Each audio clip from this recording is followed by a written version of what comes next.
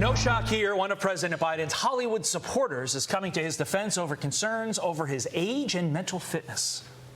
The people that I've talked to and everybody that I have say he's as sharp as a tack. He's fine. We all have an issue with memories.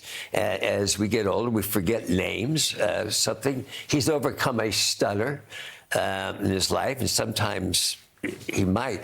But let's just say that his entire cabinet, including his vice president, everybody in his cabinet, would be more than happy to work with him again in the next term. I cannot say that about the other candidate running. Joe Concha is a Fox News contributor, and he joins us now. Joe, I'm sure the president appreciated those comments from Michael Douglas, but when people have to constantly assure others of your mental capacity, it's never a good place to be, especially when you're the president of the United States. Wow, Carly, great point. And look, Gordon Gekko was relevant nearly 40 years ago. I can quote Wall Street without a second thought. Greed, for lack of a better word, is good. Greed is right. Greed works. Greed clarifies, cuts through, and captures the essence of the evolutionary spirit. Trust me, outside of Shawshank Redemption, it's my all-time favorite movie, and Michael Douglas was a great actor and once played a president himself. But to be totally honest here, I couldn't care less what's Michael Douglas now, nearly 80, Hollywood has to say about an 81-year-old actual president, if you look at poll after poll, believes should not be running for a second term, including a majority of Democrats. So it's great that CNN had Michael Douglas on to assure us all that Joe Biden's sharp as a tack. How often do these two get together exactly? I haven't seen any video of that, but here we are. Hollywood supports Democratic presidential candidate. Go figure. I'm glad you mentioned that Michael Douglas played a president in a movie, because I don't know, in no movie that I have ever seen has the president blundered like Joe Biden did just last week. Watch. My uncle, they called him Ambrose, they called him Bosie. He got shot down in New Guinea, and they never found the body because there were a lot of cannibals for real in that part of New Guinea. I see a future of the planet. We saved the planet, as this guy's busting his neck doing, from climate change. Literally. Climate crisis in America. I'm going to go order a milkshake. Yeah. I'm just going to order a milkshake. Yeah, we'll be right back. I thought you did it right there.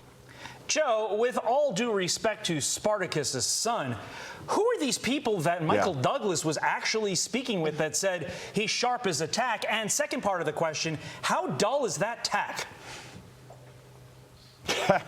Wow, good questions, Todd. Look, the whole cannibal thing, as far as his uncle Bowser being eaten by cannibals, and the president saying that his uncle was shot down during World War II, he was not shot down. The plane was lost. He said it was a single-engine plane. No, it was a double-engine plane. And unless, cannibals swam out to the bottom of the ocean to eat Uncle Bowser, that never happened. So the big question is, why? Why do I have to share the same first name as this person, as Joe Biden?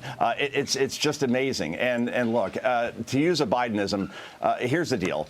Donald Trump was more accessible than any president in history. He took more questions than any president in the modern era. He did 35 solo press conferences alone in his final year of office. Joe Biden has yet to do one this year, going well into last year as far as solo press conferences are concerned. So if we're talking about Joe Biden's sharpness and if he really wants the job, maybe he could sit down and actually take questions from a real journalist or from actual journalists during a press conference where it isn't hand-picked reporters. That's never going to happen before this election day, and that's all you have to know about Joe Biden now at this point. Joe, Hillary Clinton also said this about former President Trump, that is both surprising and not surprising at the same time. Watch.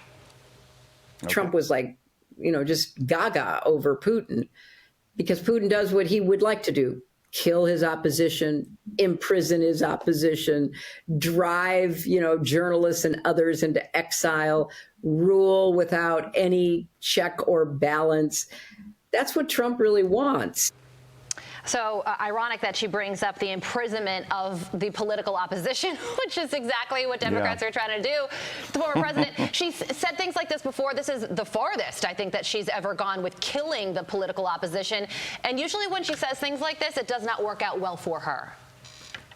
No, Carly, look, Hillary clearly has ample spare time when she isn't in therapy over her loss nearly 8 years ago. Obviously, she's watching another cable news network that starts with, MS and ends with NBC, because the morning show over there keeps saying that Donald Trump, if he gets back into office, will execute journalists. I mean, this is utterly and totally ridiculous at this point, and Hillary just looks so foolish. I feel sorry for her at this point, to be quite honest with you, Todd. Joe, quick fact check. You said Biden's uncle name was Bowser. Bowser's from Super Mario. Boozy is the uncle's name. I'm Steve Doocy. I'm Brian Kilmeade. And I'm Ainsley Earhart. And click here to subscribe to the Fox News YouTube page to catch our hottest interviews and most compelling analysis.